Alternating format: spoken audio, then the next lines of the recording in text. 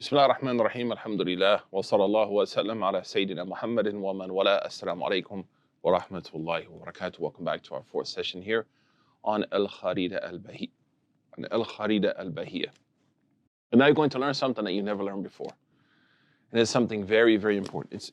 It's really, really central for you to know that the Sunni tradition, from its mainstream perspective, married two sciences and gave supremacy to one over the other, except in very specific situations.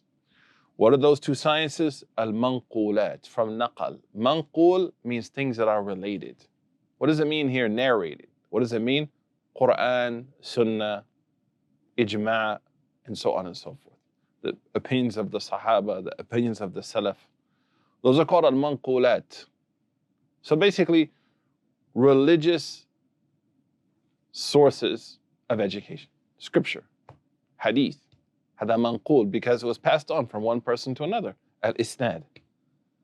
The second science, and this is where most people have a lot of problems because they're not exposed to it. They're not aware of this great tradition within the Islamic academic canon, is al-ma'qulat, from aqal, from the intellect. What does it mean, al-ma'qulat? Logic.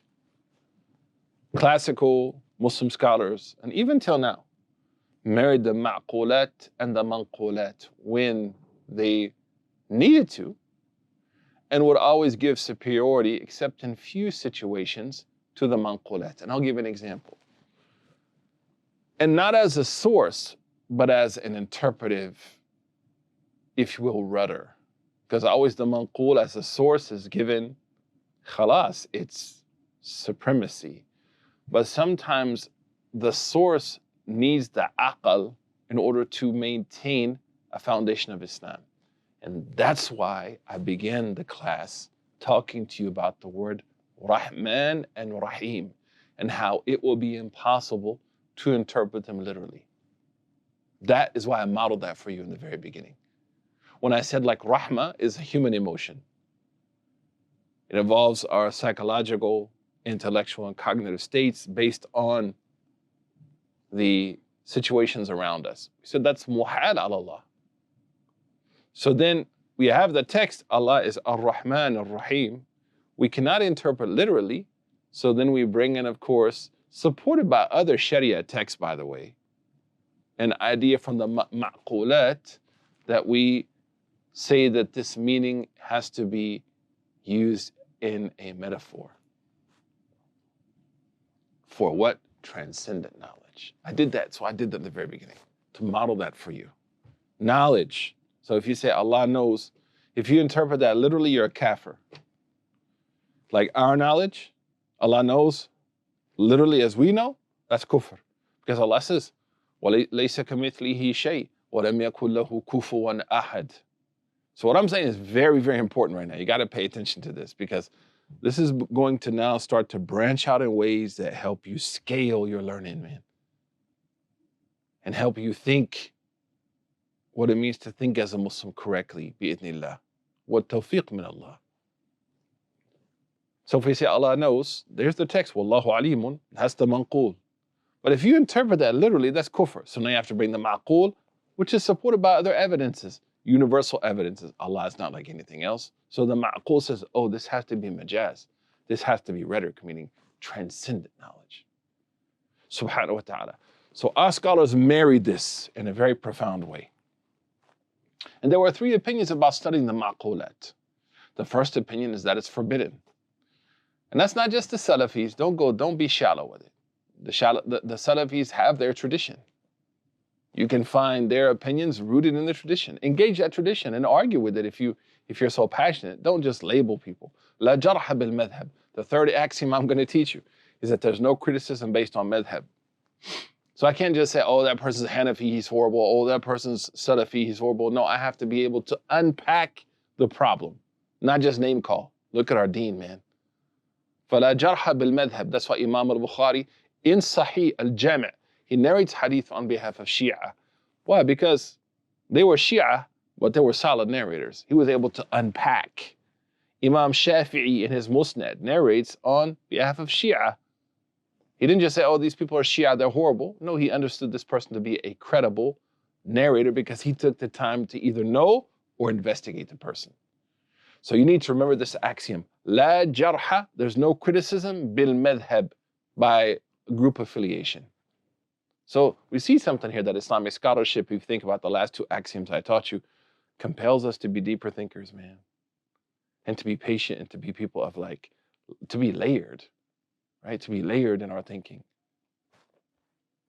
So Imam, for example, As-Suyuti, Imam An-Nawawi, Imam Ibn Taymiyyah, and others, they considered it forbidden. Abu Amr ibn Salah, forbidden to learn al-ma'qulat. Says haram. The second opinion, as mentioned by Sayyidina Abdurrahman al-Akhdari, the writer of the famous book Al-Akhdari, has another book called As-Sulam. As-Sulam is a book and teaches us the foundations of logic, according to Islam, Sunni, if you will, logic. He mentions in As-Sulam the statement of Abu Hamid al-Ghazali that learning it is fard, the opposite of those people, the complete opposite. And when you find complete opposites within a tradition, understand this is an issue of ijtihad. You should take it easy, man. Don't make it a big issue. And the third is the opinion of the majority of scholars throughout history, and that is that logic should be learned by those who need it if they have a grounding in Quran and Sunnah, or they're being guided through lessons and classes. So what Sheikh Ahmed al-Dardir is going to do now is introduce you to a small drop in the ocean of the ma'qulat. Because the science of the ma'qulat deals with theology, of course, but also deals with things like usul al-fiqh and interpretation. And that's why sometimes now Muslims have a problem criticizing modernity and transmodernity without using it.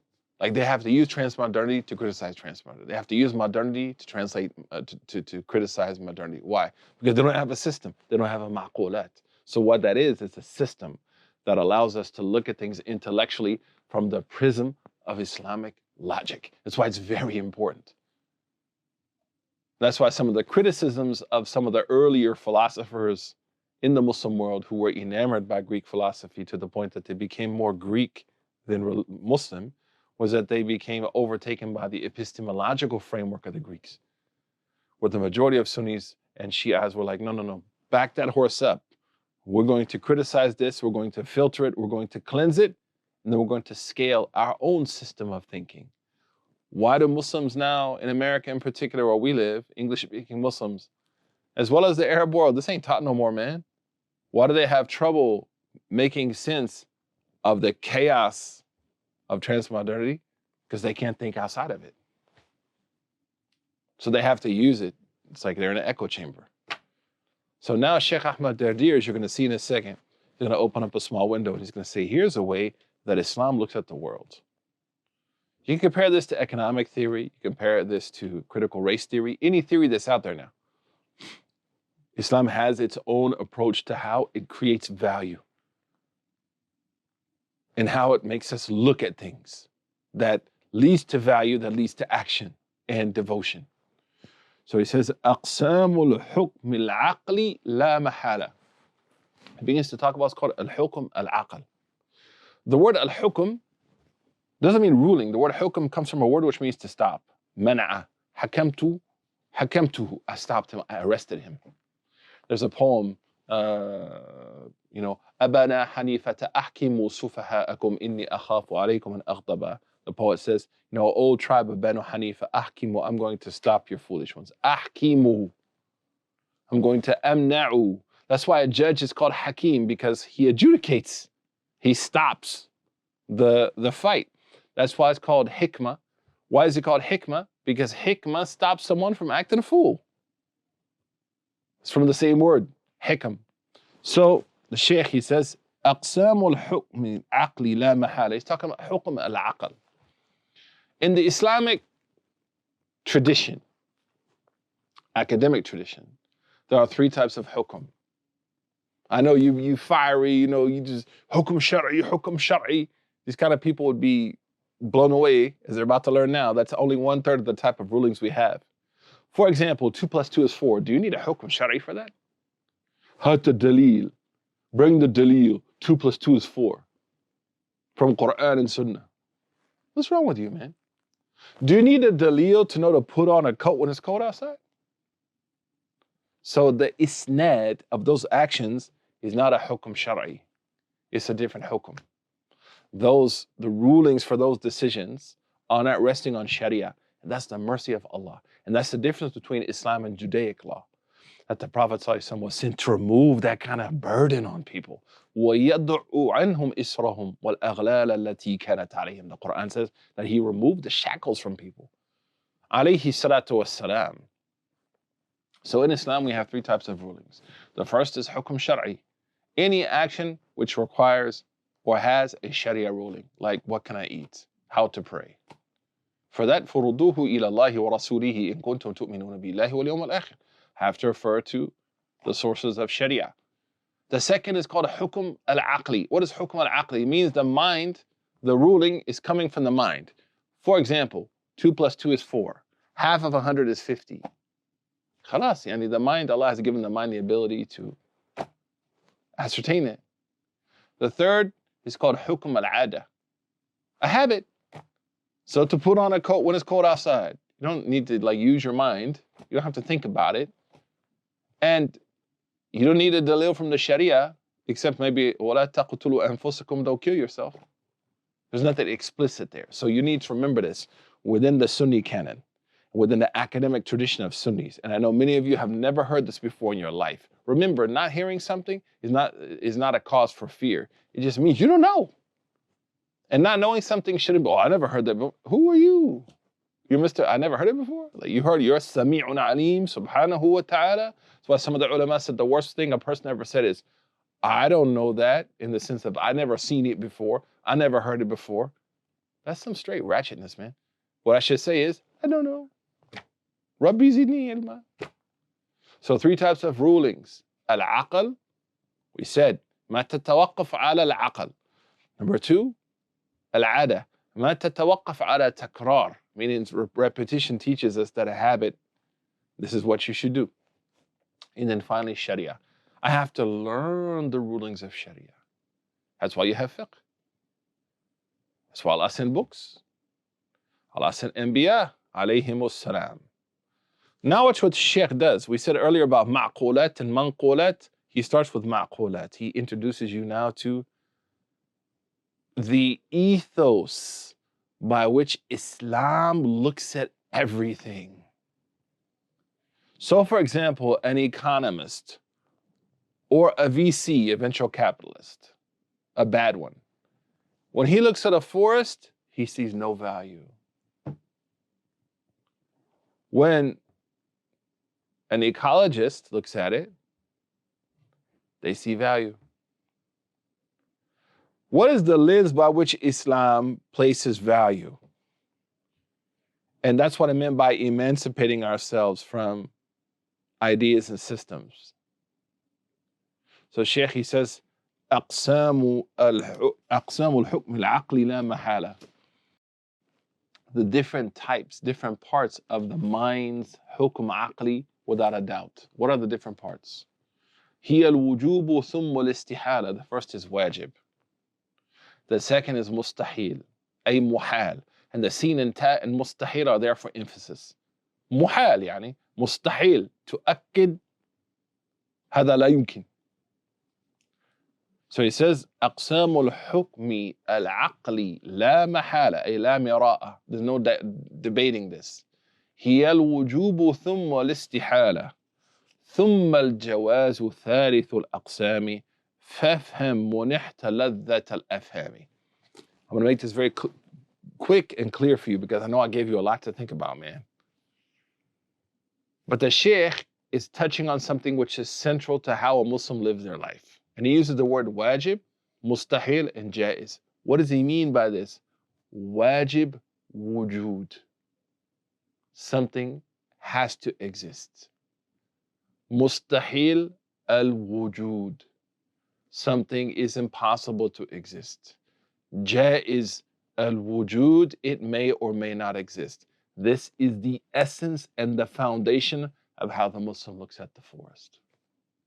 They don't look at it from an economic perspective. They don't look at it from anything except how does this play out in my relationship to what is permanent and what is not permanent. And I know this feels uncomfortable because it's forcing you now, and that's the good thing of learning. Learning should make us feel a little bit uncomfortable. To clean all that stuff out, it doesn't mean we neglect those things. Those may be contributing to that. I may be able to use that force to build a nice neighborhood, or to leave it alone so the ecosystem can prosper and benefit the earth and the air and the seas. All that implicitly contributes to certain things. But specifically, that's how we look at things. From wajib al-wujud, mustahil al-wujud, jaiz al-wujud. Wajib al-adam, mustahil al-adam, mustahil al-adam, jaiz al-adam. So the Sheikh is going to explain each of these. And in relationship to ourselves, what we want to think about is wajib means that the mind, he's going to define it in a second, but that wajib aqli, not wajib shar'i. Wajib in our intellect means my mind cannot accept its absence. My mind does not accept its absence. يقبل يأبى العدم. I cannot accept this thing doesn't exist. هذا واجب عقلي, واجب الوجود. The second, مستحيل الوجود. My مستحيل العقل, sorry. My mind cannot accept its existence, the opposite. جائز عقلي, my mind can accept it exists, it doesn't exist. I'll give you some examples. For example, I'm in front of you now. خلاص. هذا واجب العقلي. You see me in front of you. I'm here. Imam Khalil Latif is behind the camera. You don't know that. So how do you come to the conclusion that Imam Khalil Latif is here or not? You have to do research. So now we see something. That wajib aqli has two types. The first, wajib nadari. The second, wajib dururi. What does that mean? The first type, I don't need any proof for it. The sun is above me. What's the evidence, bro, for the sun above me, bro? How to delil, bro? But when I say Imam Khalil Latif is behind the camera, which he's not, but say he was, then that's nadari. You have to acquire evidences to prove or disprove that Khalid is there. That's called wajib aqli. It has two parts. Dururi, la yahtaj ila dalil, doesn't need evidence. Like you exist. Like you're gonna say like, hat dalil ala annani wujud. Say that, like I need evidence to show I exist. Like you're here, man. Years ago, there was a concert. They had a hologram of Tupac. Coachella, it was a Coachella. I lived in California at that time, I remember, and people were freaking out because they were like, was that really him or not? That's wajib aqli nadari. They need to prove he's there or not there. Got it? So wajib nadari needs evidence, dalil. Mustahil aqli, the same thing. There's dururi and nadari. I have 25,000 hands. Hada mustahil, you don't need evidence for it. But Imam Khalid is not here. You need evidence for that. Finally, jaiz aqli, from the point of existence or not existence. And this is what I hope I'm explaining to you. This is one of the first times I ever taught this. That Islam looks at everything from its existence and its non-existence. And then within its existence, what demands evidence, what doesn't demand evidence. Its non-existence, what demands evidence, what doesn't demand evidence. And the same thing with probability. My question to you is, where do you think Allah subhanahu wa ta'ala fits into that according to the Sunni mainstream academic canon?